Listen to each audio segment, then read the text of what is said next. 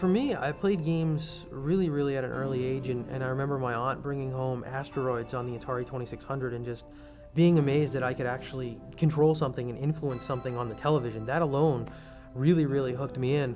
The one riveting experience that I remember as a gamer where the content for the first time really sucked me in and I thought, wow, this medium is very interesting. I was actually playing Ultima 3 on my Atari. I remember vividly not ever having that kind of experience in a book or watching television or anything like it. You know, I was participating, I felt for things, and at the same time, I felt I was making some of that happen myself.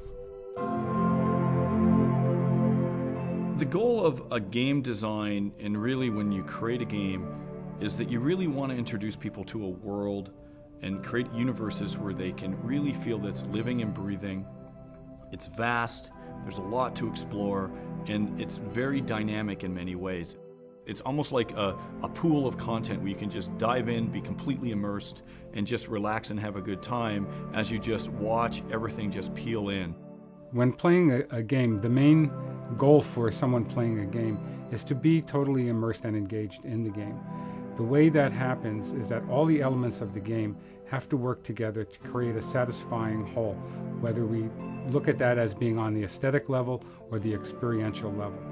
The way that a game will draw a player in so that they feel that they are involved and engaged in a completely satisfying experience is when all the elements of the game, including sound, gameplay, camera work, and graphics, and so on, are working together to create a believable world and a completely realistic space in which to interact with the game.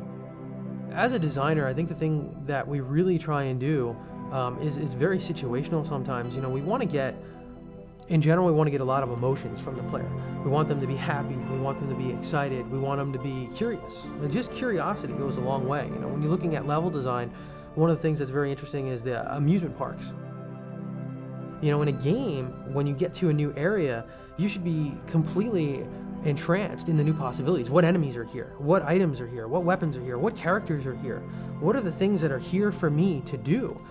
Just like when you go to an amusement park and you turn the corner and you go, do I want to go on this roller coaster? Do I want to go on this free fall thing? You know, that's the same way it should be from a game standpoint. It should be, here I am, look at what I've got. What's here for me? What's cool? What can I check out? One of the best tests that you can do is when you're focus testing is just continually ask the players if they know what time it is. And if they start losing track of time, they really are starting to realize that they're getting into flow. Flow is an experiment, a very famous experiment now in the world of psychology, really headed up by Professor Csikszentmihalyi, and it really talks about how people feel when they get into the groove of things, essentially.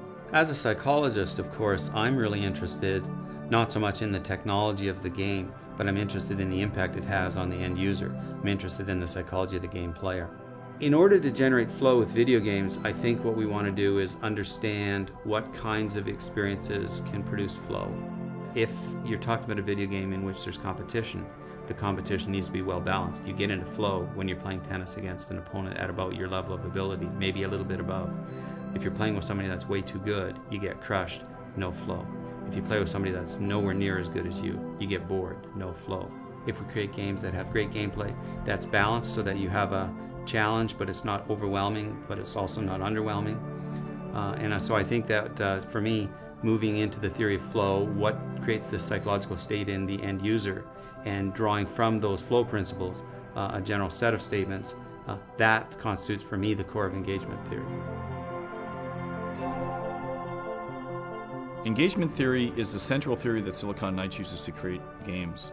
It's expressed ironically in the formula because there is no formula for making games, and we strongly feel that by combining all these parts equally, that the game itself will become greater than the sum of its parts. When you look at a film, you sometimes tend to forget that there is a frame around the image and you project yourself into the world of the film. What video games look for is something, some kind of interaction that's deeper. It's engagement on a mental level as well as a physical level. Engagement theory really is when every single aspect of the game comes together and makes something that is greater than every little part of that. And one of the things that is incredible about it is It can be something so subtle as you're in the middle of combat and the music starts to ramp up and some other characters run in that you've met earlier in the game and you've kind of grown a bit of an attachment to, or you know their background, or you have some information about them that makes them interesting. And the fight keeps on going on and the music's going up and up and up, and then you finish that battle and you look over at that guy that you knew and you fought the battle with, and you just kind of go, oh, what's next? I would have to say, if I had to summarize overall as a designer what we're looking for, you know, from a gamer standpoint for the experiences, they should smile, they should have fun, and they should be happy in what they do.